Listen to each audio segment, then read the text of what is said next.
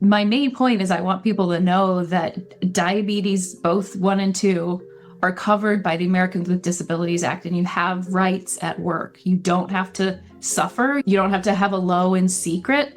That's the other side of it that I can't help for people. Like, it's maybe embarrassing, or you feel like you don't want to share that part about your health history with people. But, you have to find someone your HR department is a trusted department. You go to them and you tell them what you need. There's a number of different things that you could possibly need at work. Usually it's like taking a break that might be more frequent than somebody else. There is a resource online. It's called the Job Accommodation Network.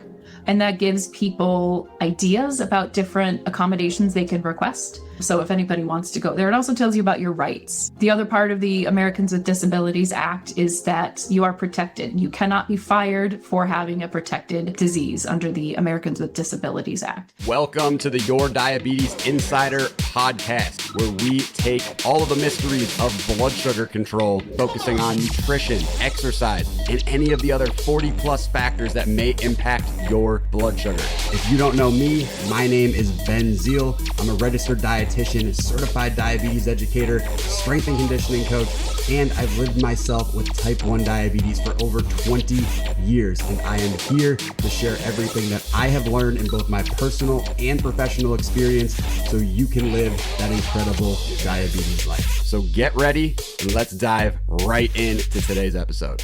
What is going on? Welcome to this episode of the Your Diabetes Insider podcast. And today I've got an amazing guest who I've been trying to get on this show for what feels like a very long time, but we finally did it. And she's finally here. So I introduce to you, Jen. What's going on, Jen? Good morning. Good day. I don't know. Whatever time you're listening to this, hello. Good morning, good afternoon, and good night. I don't know what that's from, but that was from something. That is something. Yeah. Well, I'm glad we finally did this. We've only been talking about this for a year. Literally. And I've only known you for like almost 7. 6. Smokes. It's insane. Wow. Yeah, that's crazy. And yeah, you knew me way back in the day. Yeah. Baby Ben. I was going to say, it's been a fun evolution, but I'm grateful you're here. And people may or may not know who you are. I feel like you're infamous in the diabetes world that I'm in, but in case someone does not know who you are, tell people who you are, a little bit about Jen and the diabetes life. Sure. Well, so I'm Jen, as previously stated. I have been living with type 1 diabetes for 30 years this year. My anniversary is February 1st, 1995. Is that right? Yeah, February 1st, 1995. So I just celebrated my 30th year. And I currently am on a Medtronic 780G pump with their CGM. I really love that auto mode. I think it's really changed my life. I grew up in Minnesota, so Ben and I also share some Minnesota Midwestern love there. I'm really into Pilates. I love walking. I love gardening. I like musical theater. I like napping. Ooh, napping. That's something for diabetes that people talk about. That's a benefit, like legitimately. Yeah, it's great. And sleep Very important. Love sleeping. I have to ask this though, because it's 30 years of diabetes. You've seen a lot. I'm at 25 and change. Yep. What would you say, like back when you were first diagnosed? I know everyone's like, oh, well, of course, the meters were huge and everything was crazy. Yeah. What was your experience like, back in the mid 90s living with the beatus? As part of my diabetes story, I always tell people that I feel very not fortunate to have diabetes, but fortunate to how I was diagnosed and how I was treated, literally treated as a patient. So growing up in Minnesota, in Minneapolis, they had it's not called this anymore, but it was called the International Diabetes Center. So my mom and I went to the doctor February 1st, 1995, just to my primary care doctor, because I'd lost a lot of weight and I was, 13 at that point. 13-year-olds shouldn't be losing that kind of weight and all the standard symptoms, drinking constantly, going to the bathroom constantly, all those normal things. And I went to the doctor and the primary care doctor was like, yep, like they tested my blood sugar, fasted blood sugar. That was it. And then they were like, we're going to send you to the International Diabetes Center. And International Diabetes Center was just for kids. It was like diabetes camp, but the doctor. And I never felt like I was sick. I never felt like I was diseased. They were very welcoming. I really think that played a big part in my sort of resilience as a diabetic. As a person, I think I'm always that way. But I think the way I was treated there as not a sick kid really helped me into who I am today as a diabetic, as a person, because it was just like, you got to deal with this and it's going to be fine. It's not going to be great. You're not going to love it. but it's going to be fine. I do remember them obviously telling me there'd be a cure within my lifetime. So let's get that rolling. I know it's coming. We're getting there. So I guess in my lifetime, I still have some time left. So I feel like I always get hesitant to be like, we're close, because every time someone says we're close, I can vividly remember being, I think I was like 13 or 14. I was at the dinner table and my dad had seen this article and he was like, in mice, they just cured it with capsaicin or something. And this is 6. I'm like, oh, we're totally going to be there soon. By the time I'm done with high school. And that was a funny joke. But what I do like with what you said is that you never felt like you were somebody who had this disease state, that had this condition. Because so many people, even today, right? It's 2025. People think I was diagnosed with diabetes. There goes my life. Everything's done. I'm toast. It's over. Nothing fun for the rest of my existence. But you didn't have that. And that was 30 years ago. So what did they try to instill? What was the difference with what they had you approach life as versus what people are seeing now? I think kind of the messaging was, it's not that you can't have chocolate cake ever again. You just have to learn how to take insulin for it. I was like, oh, all right. Sold. I can go to sleepovers. I can go to birthday parties. I can go to whatever it is, and I can still be a normal kid. And, being diagnosed at age 13 is a wild time for any child growing up. So there's a lot of other stuff happening in life. But it just was like, oh, this is just another part of your life. And, you can be sad about it. You can be mad about it, but here's what you have to do. And that's just kind of like the mentality that I've always had. And, it's not great. I don't love it, but I do think about it constantly, but I don't know. I just feel like okay. It's just the thing I have to think about. And what are the other options? Not great. Right. Exactly. You're not letting it take over your full existence, which I think is a big deal. And one of the main topics I know we want to talk about in this episode in particular was work accommodations. I know I've talked a little bit about school accommodations in previous episodes, but work accommodations, I feel like everyone thinks, oh, school, you have the protection. You can get a 504. It's fine. Yeah.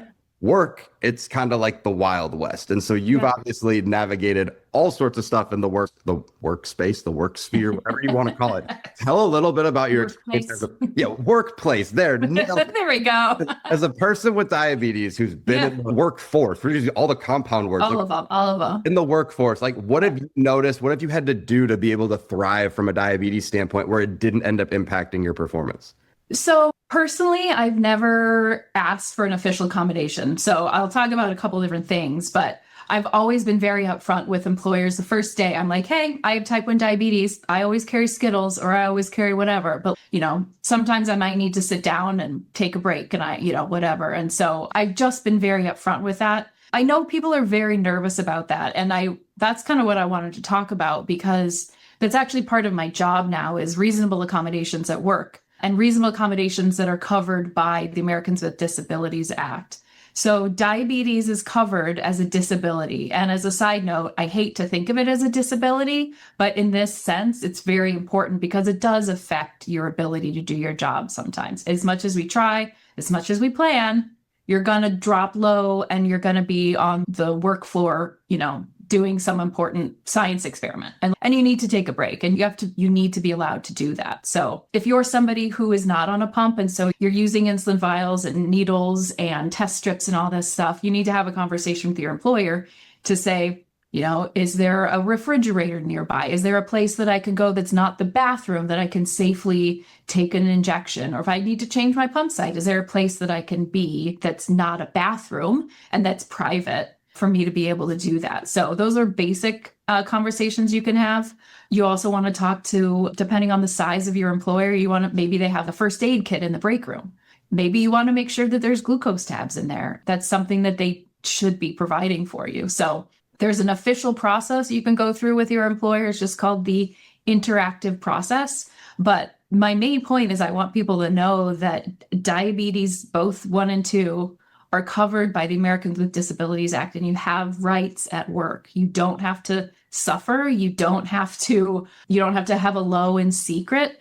That's the other side of it that I can't help for people. Like, it's maybe embarrassing, or you feel like you don't want to share that part about your health history with people. But you have to find someone your HR department is a trusted department. You go to them and you tell them what you need. If you need, there's a number of different things that you could possibly need at work. Usually it's like taking a break, that might be more frequent than somebody else. There is a resource online. It's called the Job Accommodation Network.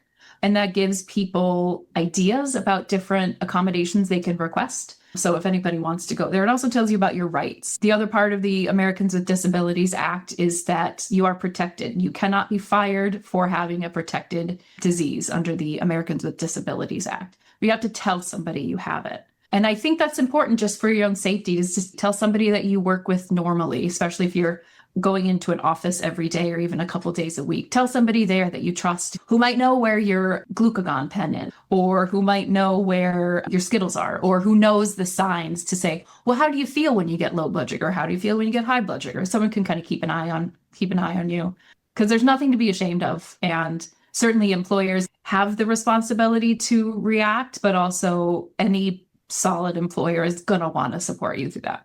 Well, and it's interesting you say this, because obviously, like, you're like, hey, I always go in on day one, hey, I've got type 1 diabetes. And I feel like that totally it would be amazing in an ideal world if people say, hey, I've got this. But there's going to be people that are really worried about that. And because they might say, oh, well, God forbid it's held against me. And, they use it. That's the true reason, but they can't technically fire me for it, but they find something else instead.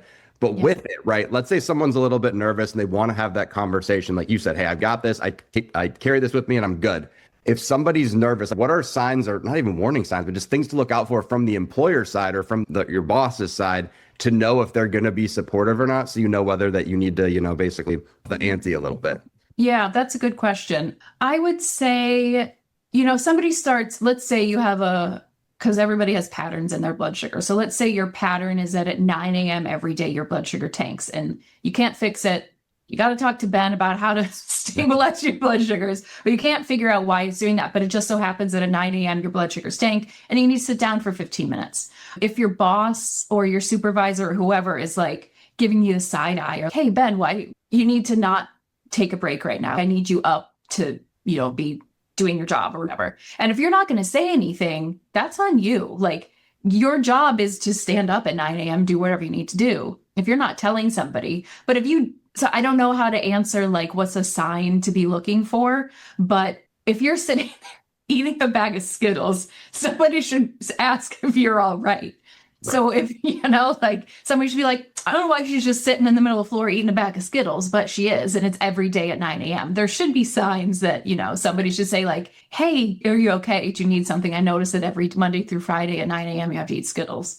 The sign to really look for is if you ask for help and they tell you no. That's illegal. So, and I'm not saying, let's go down the crazy legal rabbit hole of what happened. Yeah. I would imagine if someone says, hey, they're noticing that they're not feeling a lot of support or they're just not getting any help from their supervisor or from anybody else, is there another possibility in addition to, of course, going over their head metaphorically? Or what if they can't, Yeah, I mean, really, it's not your supervisor's job to decide that stuff for you. You really need to go to talk to HR. HR will handle the interactive process of deciding what kind of accommodation works for you. So, but if you keep running into barriers, if your supervisor says, no, you're fine, and HR is like, now we're not going to do anything, then you find a lawyer. I mean, especially if it's being held against you, if you tell your supervisor, hey, I need this accommodation because of X, Y, and Z, and they say, no, we're not going to give it to you, and you keep running into those barriers, then you go and find a lawyer or you send them a threatening letter, So the reasons you can get legally involved here is if you've told somebody you have a disability that needs accommodation and they say no continually, and then they treat you differently because of it. Okay. So that's really where the key is. A lot of places will sort of have informal accommodations. Like, I've never really asked for anything, but that's because I work from home. So I don't have, who am I going to ask? Myself? Right. But even working from home, I'm still protected by the Americans with Disabilities Act. So if something were to happen, I said, hey, I cannot take 10 a.m. meetings for whatever reason because of diabetes, something, that should be a reasonable request that they could grant. And is this something where, and I, lack of ignorance here, but is it something where you could say, hey, I had a low blood sugar for 30 minutes. I'm going to make that time up at the end of the day or something like that, if that were a thing? Okay. Yeah, if your employer wants to let you do, that's totally fine. If you want to do that, you know. It shouldn't be something that's necessarily counted against you. An accommodation isn't, I had to take 30 minutes off because I had low blood sugar. It should just be sort of a gimme. it should be an accommodation. But if you have enough work that you want to finish up 30 minutes, that's probably going to be okay. I don't want to say there's no rules around the accommodations, but it's very much up to the individual and the employer's discretion about it. So it's up to your employer and you to really figure out what that accommodation is going to be. There's no hard and fast rule that every diabetic has to get this. It's just that diabetes is covered as a disability and you should be asking for help if you need it. And not everybody needs it. And you don't have to do it day one. I tell people I have diabetes because that stops people from asking what the pager in my pocket is. And to be like, hey, my Skittles are here. I tell my Pilates teachers, I'm like, hey, we have diabetes, there's Skittles in my purse. It's like, I tell everybody just for my own safety. But so you don't have to do it day one. You don't have to disclose it at a certain time. You don't ever have to disclose it. But if you need help, it's there to protect you. Right. And you don't have to. It's illegal to discriminate based on that in the application process. It's illegal to discriminate based on a disability in the employment process. So you're very much covered for that. Well, and I feel like what you're saying, right? If it was a situation where maybe in the application, it's not your entire personality, so you're not going to say anything, but you're hired in the first week or so. Hey, I've had these meetings. This is a good time to say, this is what I have. This is what I may need. And I feel like if you come very forthcoming, but also very much bringing the solution, then they're not going to see you as, oh, they're bringing another problem. Great. It's, hey, they're bringing this. They know how to solve it. It's in their court. Do it up. And that's ultimately really how it should be anyway, right? Yeah. Yeah, that's exactly right. And, you can work with your employer to really decide what the best thing is for you. And if it's it's a shift scheduling thing and it's difficult for you to work. I don't know. I don't want to put ideas in people's heads, but there's a million different things you can do as an accommodation. Because the theory behind these accommodation requests is that it's to keep you working. We want you to keep working. Diabetes is yes, it's a disability, but we want you to continue to do the job even with diabetes. The goal is not to fire you. The goal is not to put you in a job you don't want to do. The goal is to keep you working and in the safest way possible for you. Well, so that job accommodation network has some ideas for people. It has, I don't know, all sorts of things on there. So lots of info on there.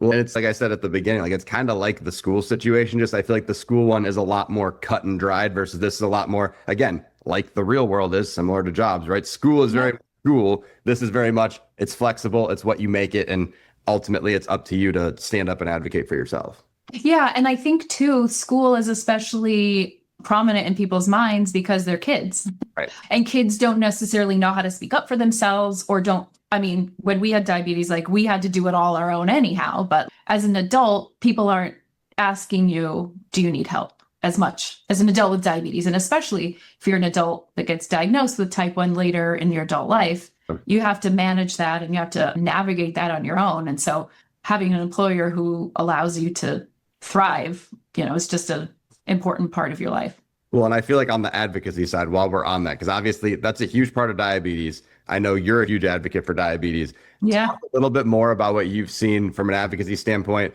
whether it's, evolution from the time that you were diagnosed to now, but also just kind of how you really try to be in the forefront of advocacy right now. Yeah, I think when I was first diagnosed, I did a lot of the fundraising walks and stuff with the former JDRF. Oh, yeah. Well, back then, they were actually the Juvenile Diabetes Research Foundation. Then they shortened it to just JDRF, and now they're Breakthrough something? They're Breakthrough. JDF when I first started back in the day. And wow, maybe they were, yeah. It was crazy. Yeah, I think people still think of them like that, which is fine. It takes a long time to rebrand. But yeah, so I did a lot of walks for them. It was important for me because it allowed me to bother all of my friends and relatives for money. But I took that time. I have these papers somewhere. I wrote, because we didn't have email, I hand wrote a letter to everybody, or I printed it, whatever. But I wrote a personal letter to say, this is what diabetes is. This is why it's important that we spend some money on research to make it better for everybody. And that was sort of how I advocated at an early age. So I did that. I think my first one was the fall of when I was diagnosed, so fall of 1995. I did the Walktoberfest, which was just the JDRF fall walk. I raised a lot of money, and I continue to do that. I've switched my advocacy platforms to now advocating for affordable and accessible insulin. So the Insulin for All movement is pretty important to me, and how I use that in my advocacy and what my advocacy is important for me for, I don't know if that was grammatically right, it's education to people. So there's a huge misconception about what diabetes is, what insulin is, and why we have to have it or we die. So, misinformation, miseducation, I just mean in the public eye. Like, a lot of people don't know that, a vial of insulin costs $6 to make and it costs $350 to buy. And that's not great. It's a very expensive vial of insulin that lasts you 3 weeks, and you have to do this for the rest of your life. So I use that platform to educate people, like I said, about what diabetes is and what insulin is. And then it sort of blossoms from there. Yeah, I'm very fortunate to work for an employer that I can get healthcare and I can afford those things. But if I had to cut it down and I couldn't afford a pump and I couldn't afford a CGM, and all of those sort of cool technology tools are really inaccessible for a lot of people, but there's so much data proving how helpful they are and how important it is long-term preventative. But people can't even get insulin. They certainly can't get a pump. So I do advocacy work for a couple of organizations that are not taking money from pharmaceutical companies. They're working on open source insulin, which would blow the whole game up if we had people able to develop their own insulin, and then just getting insulin access to people who wouldn't normally be able to. Well, and what's interesting, and this is just wild, but I remember it was probably, 5-6 years ago. It was around the time that I initially met you. I saw a thing about, insulin is the 6th most expensive liquid on the planet. I saw recently it's the 7th most. So it's gone down. Like, we're making progress. I don't even remember what took over for it. Like, I know there's some scorpion venom thing, but I think that's what it was. I think, it was some Chanel perfume, and it might have been the perfume that just came into the top 6. But I was like, something came in there. I'm like, what could possibly have gone? I'm like, I got nothing. But no, to your point, right? I think the knowledge about that, the education on insulin in general, and then also I think the distinction of, the 2 types of diabetes and what role insulin plays in both of them. Yeah.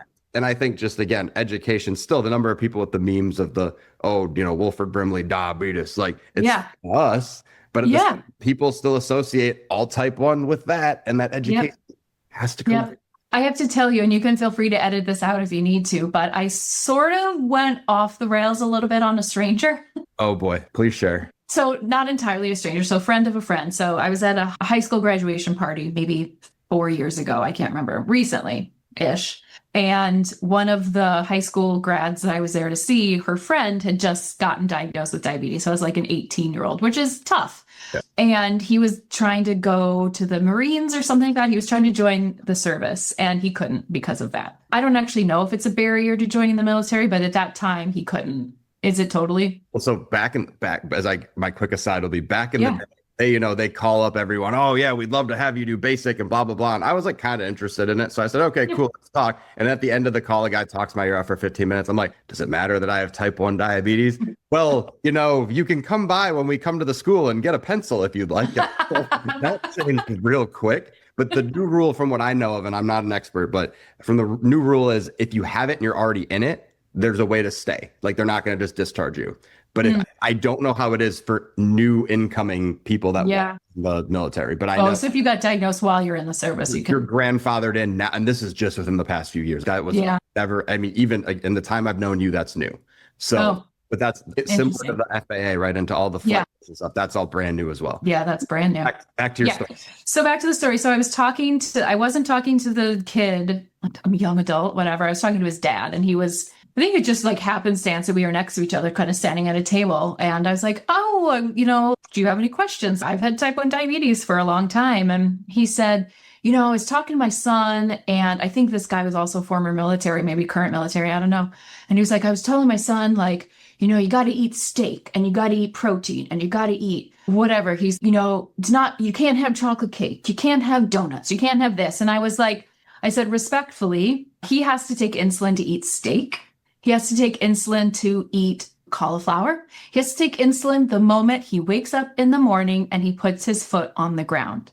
I was like, please, as a new diabetic, please do not demonize insulin, because people can die from rationing their insulin, from eating too few carbs, and not knowing how to deal with their blood sugar, not understanding that, now we know protein converts into glucose in your liver. If you're just going to eat a steak and think you're great and think that's the healthiest thing for you and you're not going to take insulin. So I was like, I'm probably not going to be your friend right now, but please do not demonize. As a brand new diabetic, do not demonize insulin. There's already such a stigma about taking insulin and it's bad and that you're a bad diabetic if you have to take insulin. No, you have to take insulin to breathe. You have to take insulin to sleep. You have to take insulin to go on a walk. Like, it's to work out. And he's a big workout buff guy. And you're like, you probably have to take insulin to lift weights. So have the chocolate cake. And just know how to use it smartly. And don't be like, oh, willy-nilly, oh, this is 8 units. Yeah, that's not a good life choice. But if you're willing to calculate it out and spend the 30 seconds or 45 seconds to do it,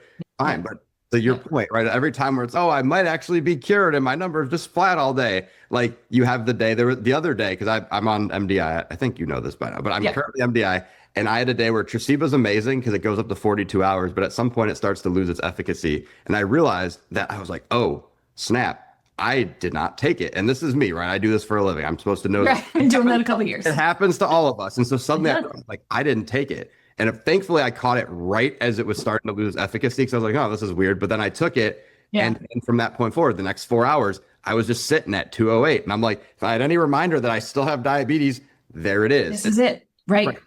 People cannot demonize insulin. You have to have it to live if you have type 1. And if you're type 2 and insulin dependent, you have to have it to live because your liver will just keep dumping the glucose out. It does not care. And that's really where I try to, even if someone's not going to donate to my cause or whatever, I still want them to know what it means to have diabetes and what it means to be dependent on insulin for the rest of my life. Right. I am not bitter. I'm not angry, but I need people to understand. I need people without diabetes to take whatever notions out of their brain they've developed about what that means. And I know there's a lot of, that new Diabetes Barbie just came out, and there's so much negative comments from people who just I don't even need to get into it, but it's just disgusting. And it makes me so angry that people, I don't know. Well, no, it pisses me off. There's so much misinformation. I'm like, and they're like, why do you have to put it out there? Oh, heaven forbid there be representation of somebody who looks like me in the world. Precisely. Representation is so important, and people aren't going to learn unless they see other things. Well, and that's the way that it gets normalized, right? Right. I think there was a movie, I don't remember what movie because I'm horrible at movies, but in the last year or so where one of the main characters had type 1.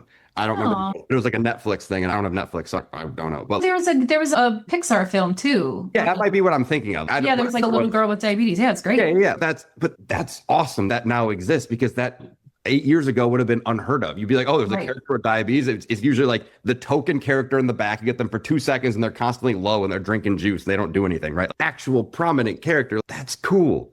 But that just, again, goes to show how much more knowledge and how much more info needs to be out there because the number of people still, even the doctors, I go on freaking TikTok periodically and scroll because it's fun. But then there's, lady, I'm an endocrinologist and these are the terrible things that you should not eat. And I'm like, lady, stay in your lane, do your med stuff. Let the dietitians do the food and deal with the education and just stop talking about how these, because you don't know your head from your ass. And I'm done. I'm not saying all doctors love that particular doctor was, but. Well, and in the similar vein, like before I started working with you, which was like 6 years ago when we worked together at first, I knew a lot about diabetes at that point. Like I had 24 years at that point, right?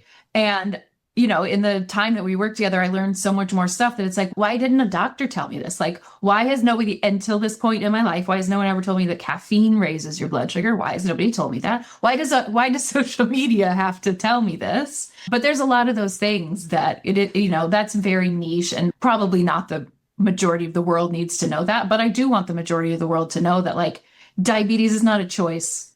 I have to take insulin for the rest of my life. And please donate to this cause that's helping it be cheaper for people. That's it. Like I'm hopeful someday there will be a cure and maybe I'll have it, maybe I won't. But I think for me, there's more important advocacy work to be done about that, about affordable insulin and cracking the code to insulin than the cure. Because I think the big companies are taking care of that, hopefully.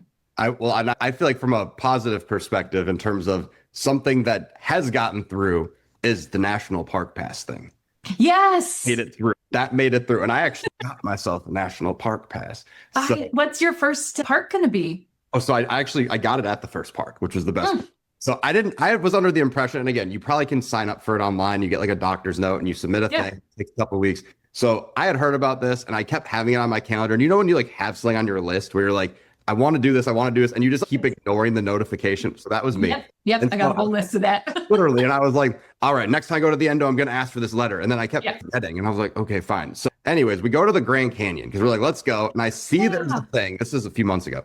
I see there's like, the roll up and you pay your money for the car. But I like to the window and I was like, hey, so I have type 1 diabetes. I know there's a thing for, having a disability pass if you have a, permanent disability, which technically diabetes under the American Disabilities Act. I have the national park pass. And I was thinking of just maybe be for the day and I have to apply for it or whatever. Yeah. She literally hands me a clipboard and she said, she asked me about diabetes and I had something pulled up just so I could show her in case. But obviously I have my, pump, I have my CGM at the time. And so I'm like, I have all the gear, like it's fine. And so she has me sign this clipboard thing. She hands me a card. I have to sign the card and she has to look at it and scan it in the system. And I'm like, I now have this thing. It looks like a credit card, but it's not. And it just says National Park Pass. And I went in and I have my pass and I can go to all the parks now. So I was like, this is so cool. Okay. And then to make it even better, and I was this person, I have to say, like, I don't know, a month later, we went on our anniversary trip. So we were in Croatia predominantly. And so they have all these parks and castles and other stuff. And I was like, I'm totally going to try to use this pass because the worst thing they tell me is no. Right. It worked almost every time. Oh my gosh. I swear to God. Like there was, I think, one place where they only let me in and Amelia still had to pay, but most places it's all right. Yeah, okay, cool. Like most places, like, hey, I have this pass, it works in the States. And I can't promise anyone listening to this is going to work for you, but I can say the people I talked to were really chill. And they were like, hey, here's what you need. If you need anything, let us know. Here's your guide, blah, blah, blah. I'm like, this is freaking awesome. So yeah, that's amazing. And it's free. And it's free. And now you can forever? Go to all the other parks in the US. It's free forever. Yeah. Man, I wonder how much that actually really costs. I don't know, but I know I saved the $35 for the Grand Canyon. So I wasn't mad about that, but like, Yosemite, I don't know. There's a trillion of the parks. That's awesome. Yeah. I'm like, I thought that you may appreciate that. And then also like other people listening, if you got this far in the episode, I thought, right. You deserve to know. You deserve to know that you can get the National Park Pass and it may or may not work international. Now we'll see in other places, but hey, the people I talked to are super nice. We'll see how it looks everywhere else. But I mean, hey, that's awesome. I gotta do it. Gotta go get it. And I'm really bad. Like I could tell you, I know Yosemite. I know there's the Grand Canyon. And there's a few other ones, but I couldn't name probably more than 5 if you asked me to right now. Well, not off the top of my head. No, that's terrible. Yeah. But it's awful. Like I should know way more. I know that there's some in Appalachia, I think. Yeah, but I don't know the names of these places. Is it only national parks? I think so. I wonder if it works at state parks too. I don't know. The state parks you don't usually pay to get into. I actually didn't. Maybe that's the difference. I don't know. We paid there's one state park here that's $2. I remember that. Yeah. I only know, because I went there. So what was it? It was 2 or 5, whatever it was. It was right before I proposed to Amelia. We were going to do a photo shoot there and I had the photographer there. So then he could take the picture of me popping the question. And there happened to be this massive rattlesnake that was like, literally, it was so big that the rangers were taking pictures of it. And this is in Florida, which I don't never see a rattlesnake here. And the rangers like, go, we just want to take this and get rid of it. And I'm like, cool. Went in. That was before I had the pass, so I don't know about the pass would work, but I bet you it would probably work at the state parks too. Yeah, I wonder. I got to look into that. I'll add it to my list of things. Or start with just getting the regular pass. And again, everyone's experience will be as easy as mine, but I know if you get a note from your doctor and submit a form, it takes 20 minutes and you're probably good. And that's it. Yeah. And that'd be fun now that you have it. Now, like that's vacation destinations. 100%. That's so cool. Plains, I feel like not the Plains region, but like South Dakota, North Dakota, like that stuff where I feel like I'm not gonna say I don't know much about either place, but there's got to be parks out there that you got to go that are cool. And obviously Mount Rushmore, I think that might be a park. Yeah, that's a national park. Yeah. So there's one. I've always wanted to go there. It's a cool one. It's very cool. I assume you've probably been. Yeah, I'm surprised you hadn't been growing up in Wisconsin. Yeah, but that's probably why, because it was still far. Because Minnesota, it's a whole other state to get across. Well, and it's not even. It's like in the edge of it, and you're like, no, it's not. Like it's in the middle. Is it? I thought it was the complete other corner. I don't know. Either way, it's way far away. Not close. Never been to Nebraska. I know Montana's got parks too. Everyone likes Montana. Montana's beautiful. Wyoming's got parks. I really want to go to Wyoming. Now I'm just on a random tangent of travel. Well, and I wonder if the Redwoods Park is this national park in California. Finding out. Redwood. Oh, it's Redwood National and State Park. I'm just going to the list. I'm just finding out here. National parks, Yellowstone, Badlands. Oh yeah, I've been there. Badlands. Yeah. Grand Teton, Yep. Rice Canyon. I don't even know where that is. Oh, that's pretty. That's outside of Vegas. It's in Colorado.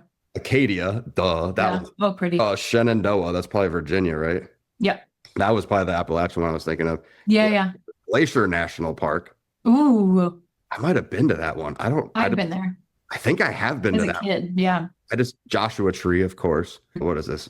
Black Canyon. Ooh, I don't know. I feel like these are all west They are.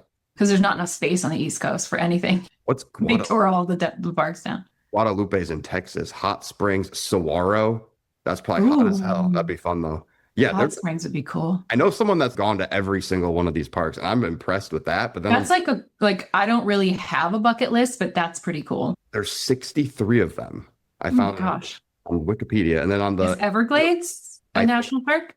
believe it or not, I was looking for the one in Florida, Everglades. I'm not really sure why you would want to go to the Everglades, but I mean, No, me neither. It's an option though. You can get in for free. Biscayne National Park in Miami would be cool because you get all the water life there, but that's about it. Oh, that's cool. I didn't realize there was a national park there. There's one in West Virginia, New River Gorge National Park. That's Oh, yeah. That's wild. Ohio. I can't pronounce that. There's one near Chicago. That's not it. There's no way. Yeah. Indiana Dunes National Park. Oh, yeah. That's on the shores of Lake Michigan. Yeah, I was gonna say, I'm like, why is there something near Chicago? But it's not. South Dakota. South Dakota. Badlands National Park. Yep. Wind Cave National Park. Oh, that's really cool. The caves are pretty awesome. Everything is so remote. That's the only thing, is it's so remote, but they're pretty. Well, everything's like literally west of the Mississippi. Hike for all of us on the East Coast now. It was a lot easier growing up in Minnesota to get to those places. Voyageurs National Park is at the tip top of Minnesota on the border near International Falls. Oh, and yeah. I have not been there. That's very far. This is fun though. But yeah, so positives of having diabetes. And yeah, things that end every episode, I ask whoever's here, yes, your biggest X factor. Like if you say one thing is an X factor for blood sugar control, what would you, that people don't think about, right? You know, carbs, obviously, right? Exercise, obviously. What would you say is your biggest X factor that's not a common thing that helps your blood sugar? Well, you can tell me if this is common or not, but drinking enough water. That's a very good one. And I think you had to explain it to me one time. It's a visual. I do really well. Like when I work out, I'm like, what muscle group? What should I be feeling this in? Is it my glutes? Is it my quads? Like, where should I be feeling this? Like that memory. But I think you described it to me one time, or maybe I took what you said and I described it my own way. But it was like, when you have high blood sugar, so I'm going to talk about when you have high blood sugar first, drink more water. It like dilutes the sugar in your blood. And if you have low blood sugar and you're eating your Skittles, have some water with it because it's going to help get that into your body more quickly as opposed to just a pack of Skittles sitting in your stomach.